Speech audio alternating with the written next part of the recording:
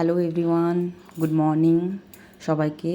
তো প্রতিদিনের মতন সকালবেলাতে আমার যা রেগুলার রুটিন, সেই হিসাবে আমি ঘুম থেকে উঠে চান করে পুজো ঘরে এসে গেছি। পুজোটা আমার হয়ে গেছে, পুজো করে নিয়েছি। পুজোটা আমি চেষ্টা করি প্রতিদিনই 8টার মধ্যে করে নেওয়ার, কেন কি আমার সকালে যেহেতু 9টার থেকে অফিস থাকে, তাই জন্য আমি চেষ্টা করি ম্যাক্সিমাম দিন যাতে পুজোটা জলদি হয়ে যায়। তারপরে একটু চা কিচেনে এসেছিলাম চা খাওয়ার জন্য, চায়ের জল গরম করতে দিয়েছি। এখন কিচেনটা খুব পরিষ্কার পরিচ্ছন্নভাবে আছে। যেরকমভাবে সময়টা বাড়তে থাকে কিচেনটা ধীরে ধীরে একটু অগোছালো হতে থাকে। এই যে দুটো গ্লাসে প্রতিদিন আমি চিয়া সিড একটু করে ভিজতে দিই। আমি আর আমার শাশুড়ি মা দুজনেই আমরা চিয়া সিডটা খাই। এটা আমরা অনেক দিন ধরেই খাওয়া শুরু করেছি। চাটা খেতে খেতে একটু ব্যালকনির কাছে চলে এসেছিলাম গাছগুলো দেখতে। আমাদের ব্যালকনিতে মোটামুটি সব রকমেরই গাছ আছে। তো এই ঠান্ডাতে প্রচুর রকমের ফুলও হয়েছিল। তার মধ্যে গোলাপও ছিল, অনেক রকমের ভ্যারাইটির ছিল, জবা ছিল। এখন সেসবের আর ফুল নেই। গাঁদা ফুলও ছিল অনেকগুলো। সব কিছু শেষ হওয়ার পথে, শেষ হয়েই গেছে। শুধু এই যে দেখছেন গোলাপ ফুলটা, এইটা হয়েছে, এটা এখন আছে। এটার কালারটা ভীষণ মিষ্টি, সঙ্গে একটা পিচ কালারেরও আছে। এই দুটোই এখন গোলাপ বলতে গেলে ফোটার মধ্যে বেঁচে আছে।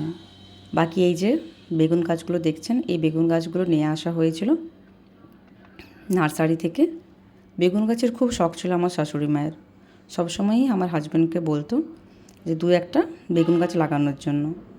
বেগুন গাছগুলো যে লাগানো হবে আর তাতে যে এত ভালোভাবে ফুল আসবে, ফল আসবে, এটা আমরা ভাবিনি। সে যাই হোক, গাছগুলো মোটামুটি বড় হয়েছে, সব গাছেই ফুল এসেছে, সঙ্গে বেগুনও ধরেছে। সেটা দেখে আমরা ভীষণই খুশি। বাকি যতগুলো গাছ এখানে দেখা যাচ্ছে ম্যাক্সিমাম সব গাছগুলোতে কাটিং হয়েছে। কাটিং রিসেন্টলি করা হয়েছে, কিন্তু কাটিং করার পরও সব গাছে ছোট্ট ছোট্ট করে পাতাও বেরিয়েছে। এই যে দেখতে পাচ্ছেন ছোট্ট ছোট্ট অল্প অল্প করে পাতা বেরিয়েছে সব গাছগুলোয়। আশা করছি কিছুদিনের মধ্যে সব গাছের আরও ভালোভাবে পাতা বেরিয়ে আসবে।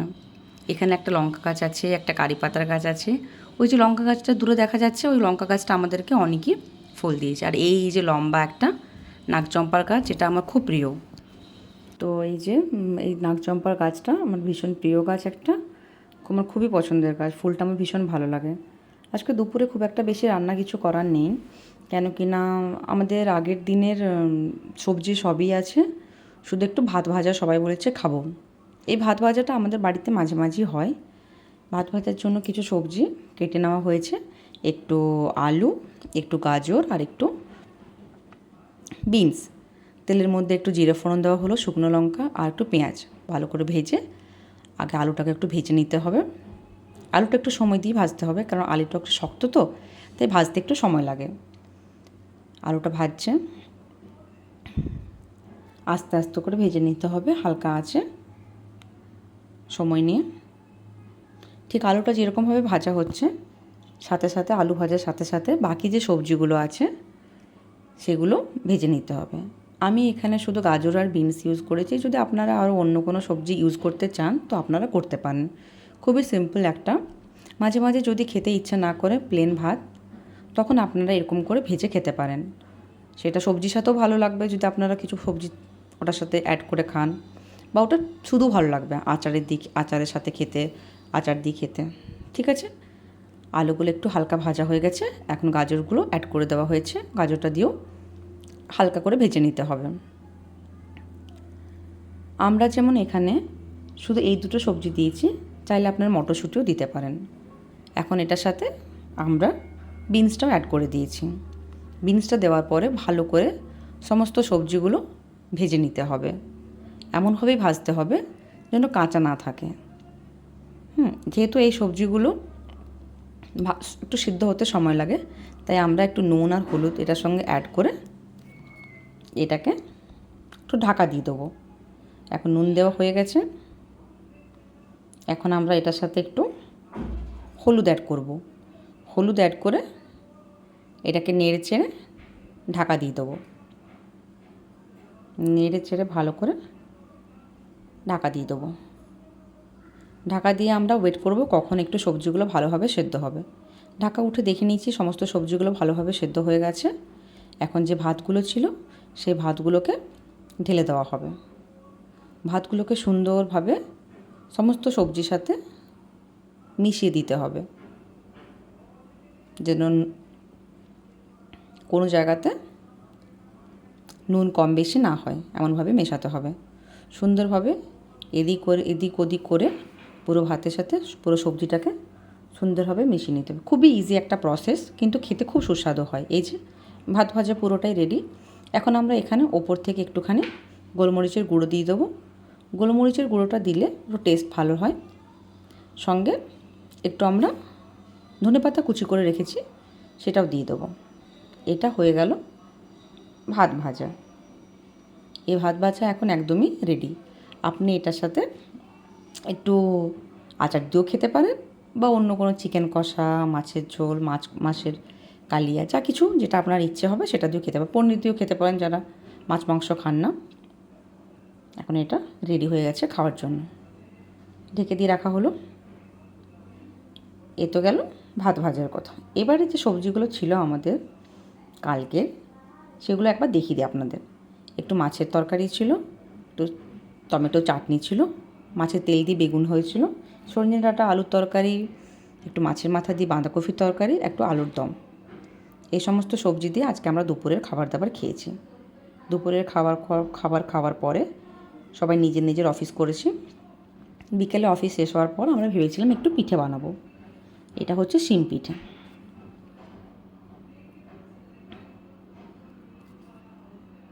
শিম পিঠের প্রস্তুতি শুরু হয়েছে। শিম পিঠে করার জন্য প্রথমে শিমগুলোকে ভালো করে কেটে ধুয়ে পরিষ্কার করে রেখে নিতে হবে। ভালো করে ওগুলোকে সেদ্ধ করে নিতে হবে প্রেসার কুকারে। সেদ্ধ করার পরে ভালো করে চটকে নিতে হবে শিমটাকে। চটকে নেওয়ার পরে যে চালটা ভিজিয়ে রাখা হয়, সেই চালটারও একটা পেস্ট বানিয়ে নিতে হবে। এখন চালের পেস্টের সাথে শিমের পেস্টটা একসঙ্গে মিশিয়ে দিয়ে একটু হলুদ আর একটু নুন মিশিয়ে দিতে হবে। তার সঙ্গে কিছু মশলাও অ্যাড করতে হবে। আমি যেমন একটা মিক্সিতে একটু পেঁয়াজ, আদা আর রসুন আর কাঁচা লঙ্কা এটা পেস্ট বানিয়ে রেখেছিলাম, ওই পেস্টটা এখানের সঙ্গে দিয়ে দিয়েছি। এখন ওই সমস্ত মশলার সাথে ভালো করে শিমের পেস্টটাকে আর চালটাকে ভালোভাবে মেলাতে হবে, যেন কোনো রকমের কোনো ছিবড়ে না থাকে। ভালোভাবে মিলিয়ে নিতে হবে চটকে চটকে করে। আর ওই যে ছিবড়েগুলো, ওগুলো কিন্তু রাখা যাবে না। ওগুলো থাকলে খাওয়ার সময় বা পিঠে বানানোর পরে মুখের মধ্যে লাগে, গলার মধ্যে লাগে। তাই জন্য চেষ্টা করবেন যত রকমের ছিবড়ে থাকবে ওটাকে হাতে করে ভালো করে চটকে দেওয়ার। আর যেগুলো যাবে না চটকানো, সেগুলোকে কিন্তু ফেলে দিতে হবে। ঠিক যে প্রসেসে এখানে শিম পিঠে আমরা বানাচ্ছি, ওই একই প্রসেসে লাউ পিঠে আপনি বানাতে পারবেন, বাঁধাকপির পিঠে বানাতে পারবেন, টমেটোর পিঠে বানাতে পারবেন। আমরা এগুলো সবগুলি বানিয়ে মাঝে মাঝে বাড়িতে খাই। আপনারা সকালেও এগুলো বানাতে পারবেন, জলখাবার হিসেবে বিকেলেও বানাতে পারেন। তো আমরা বাড়িতে মাঝে মাঝে এগুলো বানাই। আমাদের বাড়ির সবাই খুবই পছন্দ করে খেতে। আমার ছেলে, ওরও খুব ভালো লাগে। ও তো বলে মশলা পিঠে। সে যাই হোক, এখানে যে চিবড়েগুলো ছিল সেগুলো ফেলে দেওয়া হলো। এখন এই ব্যাটারটাকে রেডি করে একদিকে রাখা হবে। আর একটু চিকেন আনা হয়েছিল, সেটাও আজকে বানানো হবে। চিকেনটা ভালো করে ধুয়ে পরিষ্কার করে জল ঝরিয়ে নিয়েছি। একটু হলুদ আর নুন দিয়েছি, আর একটু ভাজা মশলা দিয়েছি। এই যে ভাজা মশলাটা দিয়েছি, এই ভাজা মশলাটা পেঁয়াজ, আদা, রসুন, টমেটো পেস্ট, কাজু মগজ বাটা, এই সমস্ত কিছু দেওয়া আছে। এখন একটুখানি সর্ষের তেলও দিলাম। ভালো করে এটাকে মিশিয়ে ম্যারিনেট করে রেখে দেবো। একদিকে ব্যাটারটা আছে পিঠে করার, আর এদিকে চিকেনটা। এখন চিকেনটাকে বানানোর জন্য কড়াইয়ের মধ্যে ভালো করে কড়াইটা গরম হয়ে গেলে একটুখানি সরষের তেল দেবো, কারণ চিকেন অল্পই আছে তাই অল্পই তেল দিলাম। এই অল্প তেলের মধ্যে একটু ভালো করে আগে তেলটা গরম হতে দিতে হবে, নয়তো আবার কাঁচা গন্ধ বেরোবে। তো ভালোভাবে তেল গরম হয়ে গেছে। এখন ওখানে পেঁয়াজ কুচি দিয়ে দেওয়া হলো, সঙ্গে একটু তেজপাতাও দেওয়া হবে।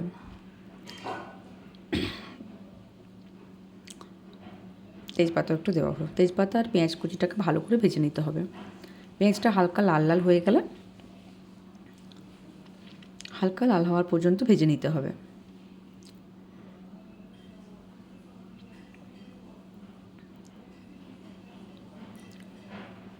ভাজা হয়ে গেলে পেঁয়াজটা, এই যে দেখানো হচ্ছে পেঁয়াজটাকে, অল্পই পেঁয়াজ তো ভাজতে খুব একটা বেশি সময় লাগবে না, যদিও ভাজা হয়ে গেছে। এখন এটার মধ্যে ম্যারিনেট করা চিকেনটা ঢেলে দিলাম। চিকেনটা দেওয়ার পরে ভালো করে মশলার সাথে চিকেনটাকে কষিয়ে নিতে হবে। কোনো রকম আমি জল এখন ব্যবহার করব না। মশলাটা ভালো করে দিয়ে দিলাম। এখন ভালোভাবে চিকেনের সাথে মশলাটাকে ভালো করে কষিয়ে নেওয়া হবে।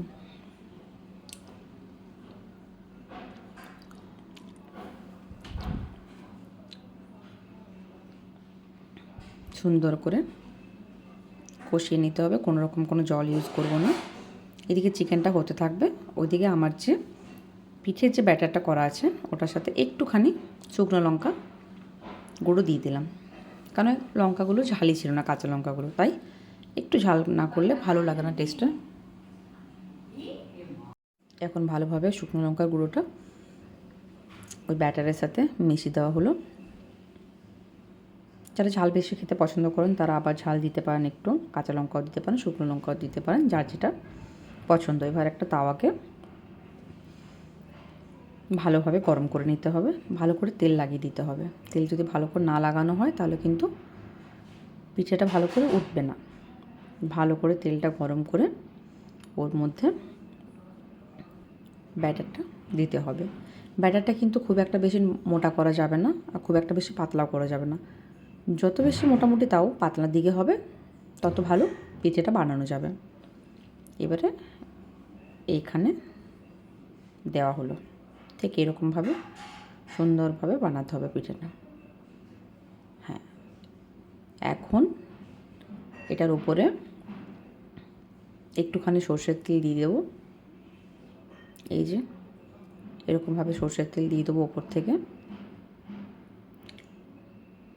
এরকমভাবে সর্ষের তেল দিয়ে দেওয়ার পরে চারদিক দিয়ে পুরো রাউন্ড করে আর পিঠেটাকে কভার দিয়ে দেবো। পিঠেটা হতে থাকবে, এটা কভার দিয়ে দিতে হবে। কভার দেওয়া হয়ে গেল, পিঠেটা হয়ে গেছে এদিকটা সেদ্ধ ভালোভাবে। এখন পিঠেটাকে উল্টে করে ওর অপর দিকটাও ভালো করে ভেজে নিতে হবে। এমনি করে দুদিকটা এপিট ওপিট করে ভালো করে তেল দিয়ে দিয়ে সুন্দর করে ভেজে নিতে হবে।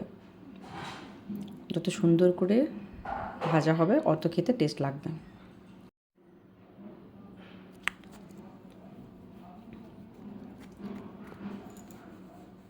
পিঠেটা আমাদের অলমোস্ট রেডি হয়ে গেছে। এখন আবার ভালো করে একটু এদিক ওদিক করে পিঠেটাকে তুলে দেবো। ঠিক এই একই প্রসেসে বাকি পিঠেগুলো আমরা এক এক করে সব বানিয়ে নেব।